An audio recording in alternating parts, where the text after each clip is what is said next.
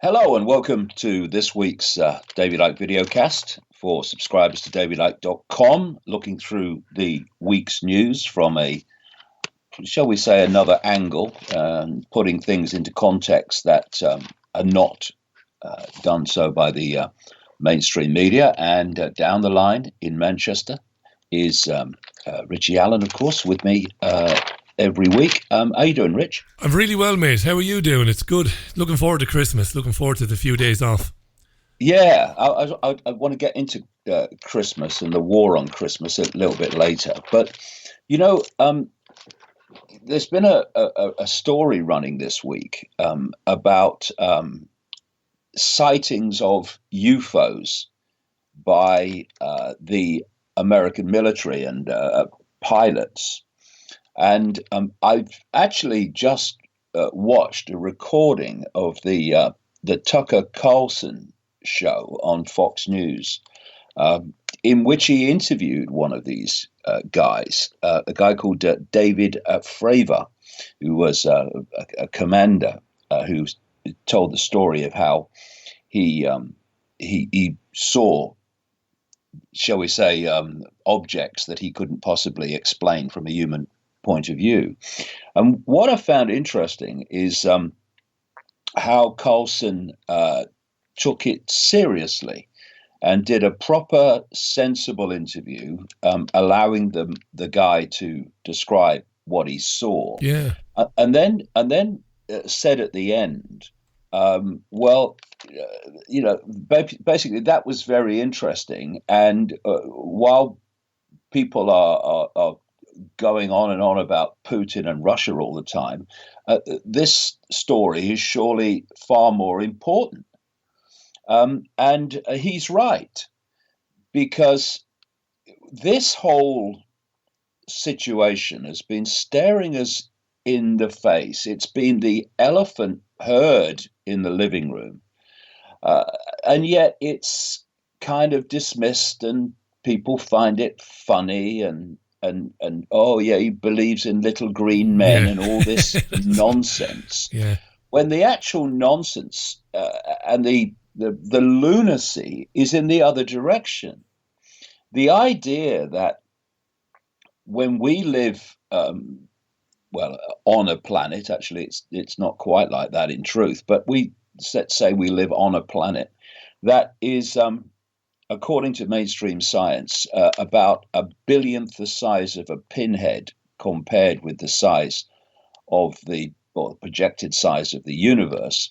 You then look into the night sky, and see that explosion of lights, and remember that we're seeing just the tiniest fraction of what's out there. You then uh, look at the fact that we can see only a narrow band of frequency called visible light. Technology can see a little bit further into the electromagnetic field, but humans are basically blind in terms of what exists out there, because the billionth the size of a pinhead is itself only within this ludicrously narrow band of frequency called visible light. I mean, the electromagnetic spectrum is only 0.005% of what is said to exist. And visible light is a fraction of the 0.005%. Now, when you put all that together, the idea that life as we know it has only evolved in a human form on this 1 billionth the size of a pinhead takes on a ludicrousness that crosses the line to full blown insanity, in my view. Absolutely. And so the fact that so many people from the military, particularly in America, over the years, have come out and said, actually, I have seen this, I have seen that. Then there was the guy William Tompkins, who died unfortunately recently in his 90s, who talked about the fact in a book that came out in 2015 that he was seconded into a top secret group in 1942, operating out of the big U.S. naval base in San Diego. And the specific role of this group was interacting with non-human life and investigating what the heck was going on. And he talks in that book, ironically, all those years later, after I started talking about it, about the fact that a reptilian race is controlling world governments, and one of their command centers is the moon, all of which I've been writing about, of course, long before that book came out. But he is was coming from a completely different angle from inside the U.S. military navy. And he produced documents and pictures of himself with various people to confirm that what he was saying about his background was true. And so you then ask why the whole subject is so ridiculed, so waved away with a waft of the hand, when the whole basis of it is there to see in terms of evidence and background. Then you look at the constant descriptions from ancient societies, whether it's in the Vedas from the Indus Valley and what is now India, whether it's the Zulu lore, whether it's Native American legends, whatever. They talk about interaction in the ancient world with the same forces that are being described now.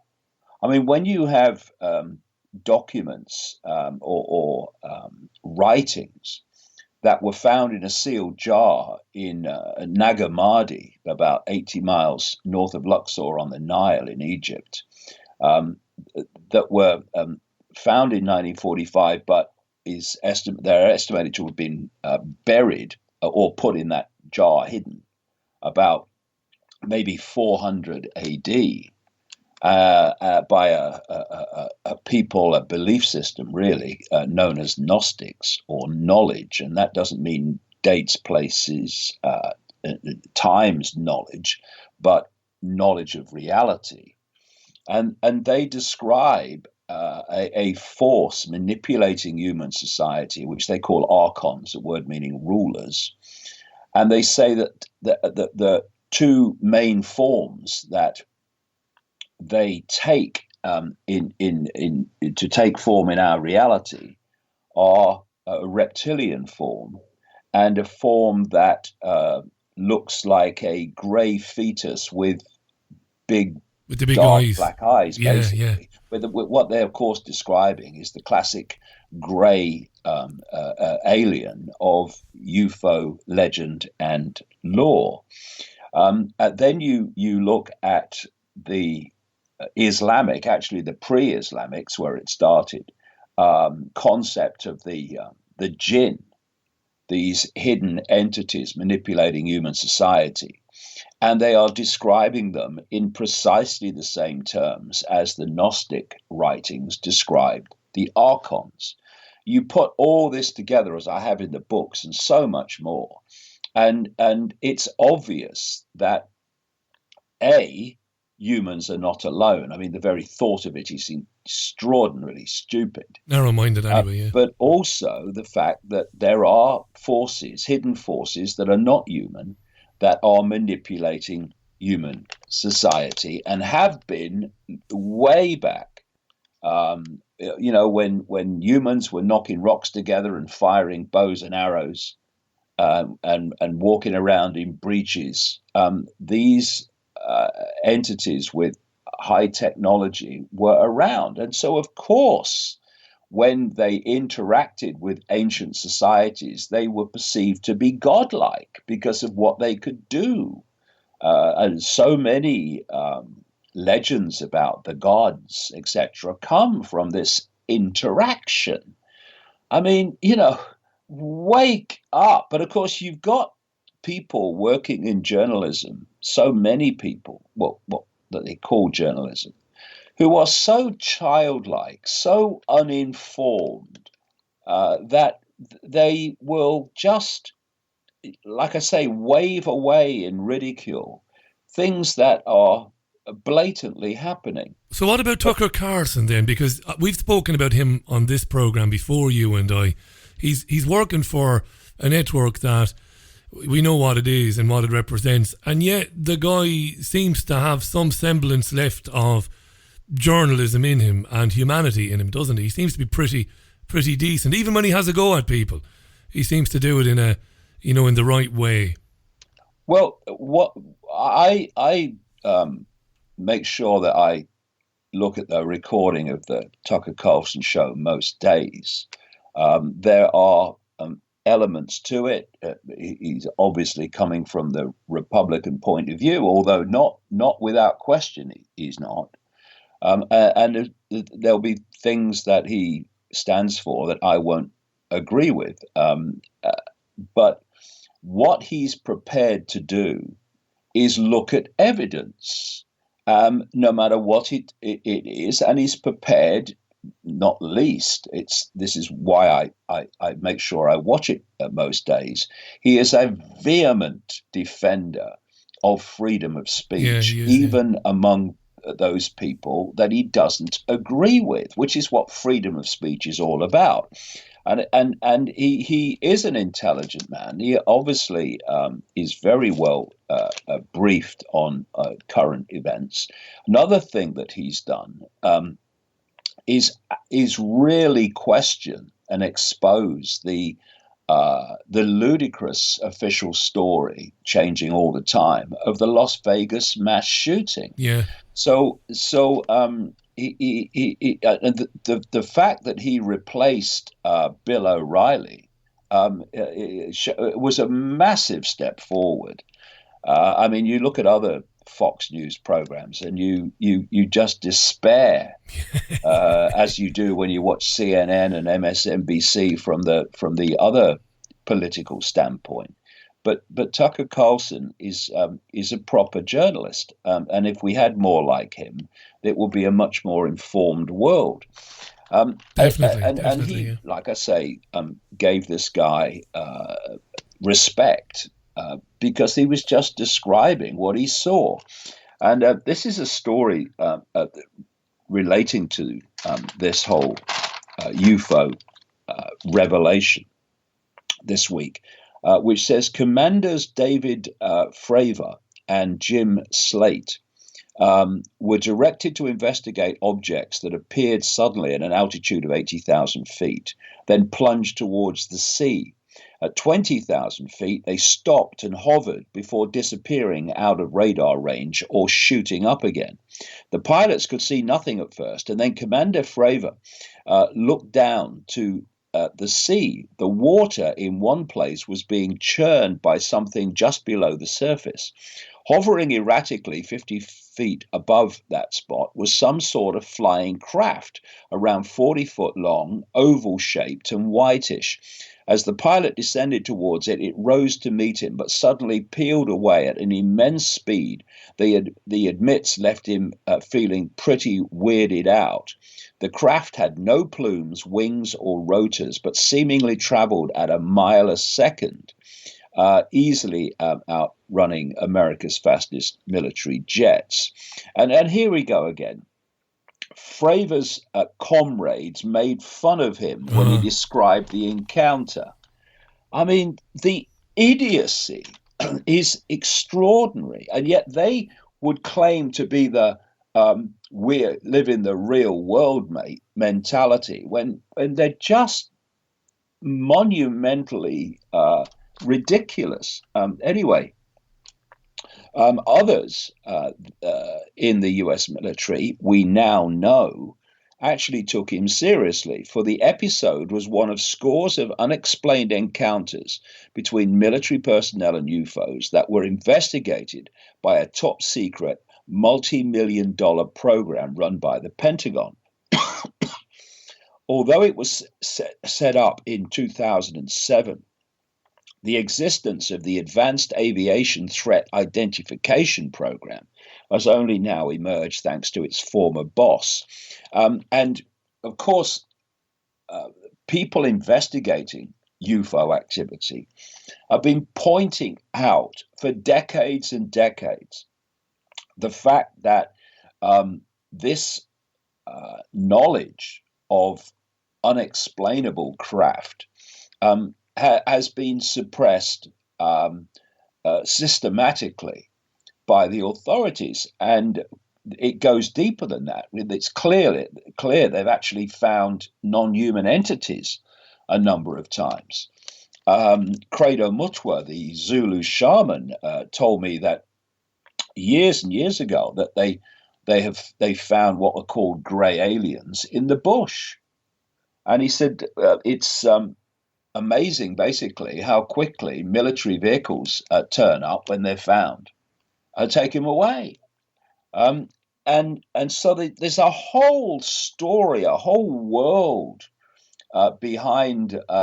Oh, I'm for Trump. I'm against Trump. Oh, what do you think of that? What do you think of this? Oh, seeing what's on the behind all that, diverting attention.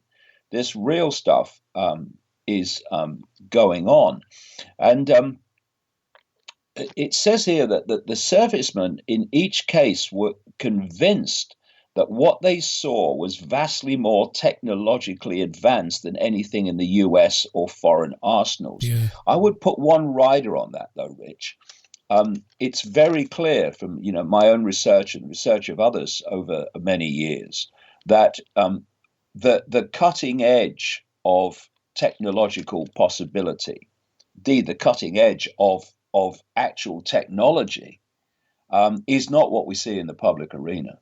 It's very clear that they have, for some considerable time, had what we call flying saucers or anti-gravity technology that basically interacts with the electromagnetic field, which is why they don't need propulsion of the kind that we've become used to.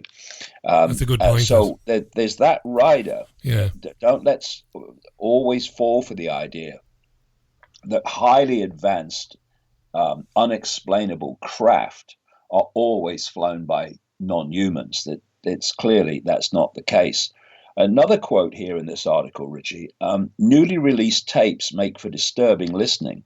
In another incident involving a US Navy Super Hornet jet chasing a UFO that emitted a glowing aura traveling at high speed and rotating as it moves, a pilot is heard exclaiming, "There's a whole fleet of them. My gosh, they're all going against the wind. The wind is 120 knots to the west."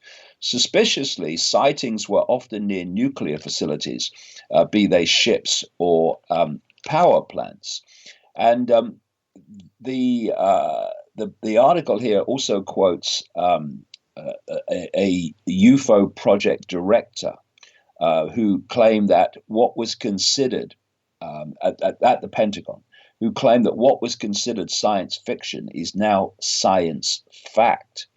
And the Navy pilot who was interviewed by Tucker Carlson, David Fravor, also told ABC News, "I can tell you, I think it's not from this world. I'm not crazy."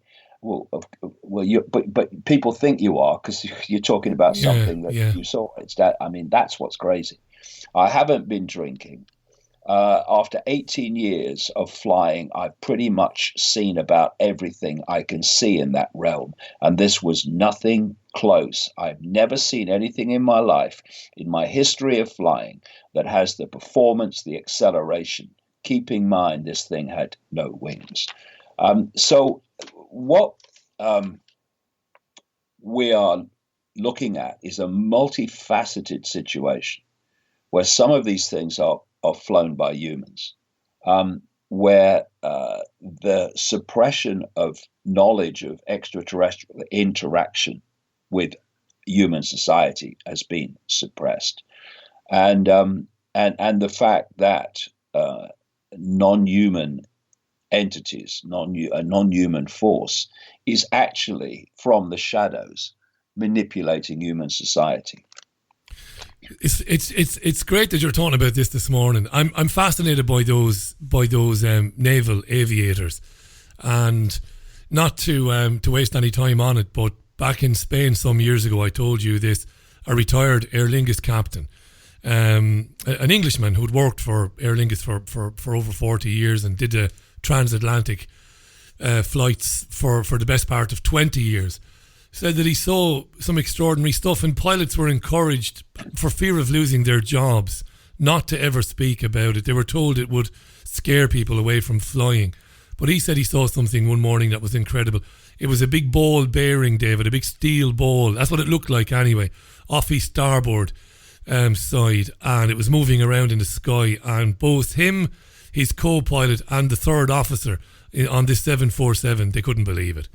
And they said, he said, we never reported that to anybody. I've been retired, he said, 10 years now, Richie. I know the sorts of radio shows that you're interested in, and I can tell you that's true. So how many other pilots are out there, David, that have seen these extraordinary things, but for fear of ridicule, number one, but number two, maybe being sent off for a psychiatric evaluation or losing their job, they decide not to speak, eh? Yeah, and I've come across endless people who've seen things, who will not go public on it because of the consequences. Why are there consequences in reporting what you actually saw? Because they don't want people to go there. They want people to believe that human society is controlled by the people they see, politicians and such like. It's not, ultimately. And there is an agenda unfolding of which transhumanism and artificial intelligence is a fundamental part, to actually take complete control of the human mind. And these are the forces that are ultimately behind it. I mean, I quote in Everything You Need to Know But Have Never Been Told, the new book, astronauts who have told of what they have experienced and seen. And it's the same recurring theme. And we need to realize that the world that we see is not the world ultimately. I keep saying ultimately because it goes deep in the shadows. That is the world we're actually living in. And interestingly, just why I was waiting to start this chat this morning, Rich, I came across this story posted on davidicke.com. Top 10 conspiracy theories that turned fact in 2017. And what we're seeing, and this whole UFO situation is just an example of what has been considered ridiculous, a joke, a conspiracy theory in so many areas. I mean, I'm watching my books, read on the television news now, basically, in terms of happenings in the world.